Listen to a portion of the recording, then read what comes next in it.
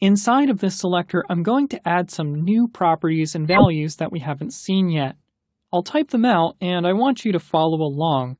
After we've typed them and seen the result, I'll explain what they mean. So I'm going to type max-width and give it a value of 940 pixels, or px. And then I'm going to type margin, followed by a 0, and then a space, and the word auto, just like that. Now, let's save, and I'd like you to guess as to what this might do right before we refresh the page here.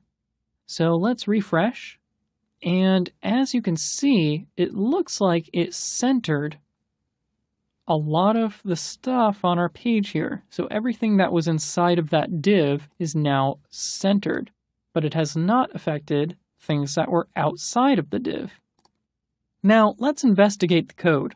The first property, called max-width, is closely related to the simpler and more common property, width. So we could have just said width and then given it a value, but instead we went with max width. We're basically saying that we want the width to be no larger than 940 pixels across. However, the width could potentially be smaller than that if the browser were less than 400 pixels wide. This will come in handy when we make more styling adjustments for mobile and desktop devices. The next declaration sets the margin for the wrapper, or the spacing around the element. This is shorthand that will set the margin on all four sides by using just two values. The first value sets the margin on the top and the bottom of the element, which in this case is just set to 0. The unit doesn't matter in this case, because if we were to set it to a pixel value, like this, or another unit, such as a percentage value, it would still mean the same thing. So we can go ahead and just leave it at 0 without declaring a unit. The second value, auto, will simply fill in any space that's on the left or right side of the margin. In other words, if we were to take the entire width of the page and then subtract 940 pixels in the middle, the rest of the space on the left and right is automatically filled in with whatever's left over. We don't need to worry about it. I want you to be able to see what's physically happening on the page. So let's go ahead and color the background orange. And I've used another shorthand property here. Instead of saying background color, I've just said background. There are more properties that we can add to background, and we'll get into that later, but for now, let's just save this and see what this does to the page.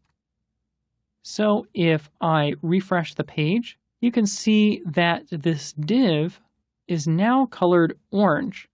And if we scroll down, you can see a little bit more of what this looks like.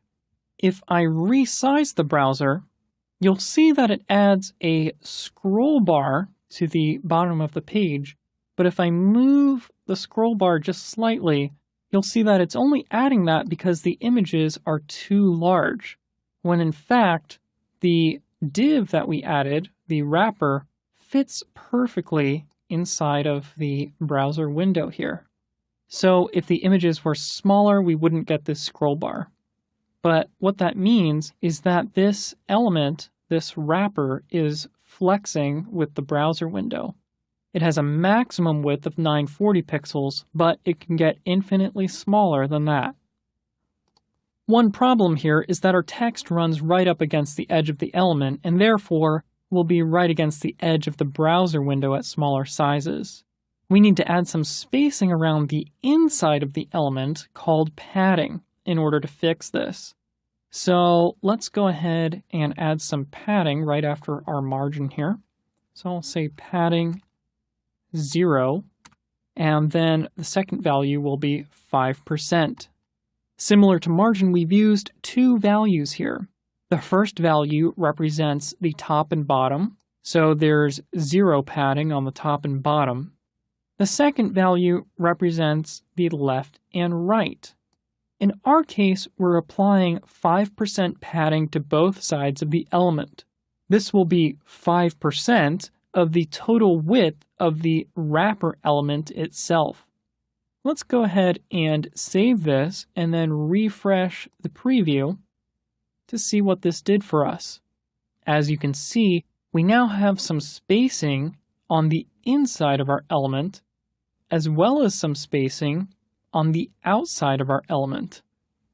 If I go ahead and resize the browser, you'll notice that the padding is changing ever so slightly because it's only 5%, but it's still definitely changing and adjusting to the width of the browser. This will be important later on because not all browser windows are the same size. For example, on a mobile device, the browser window will be much smaller than what it looks like on our desktop device here.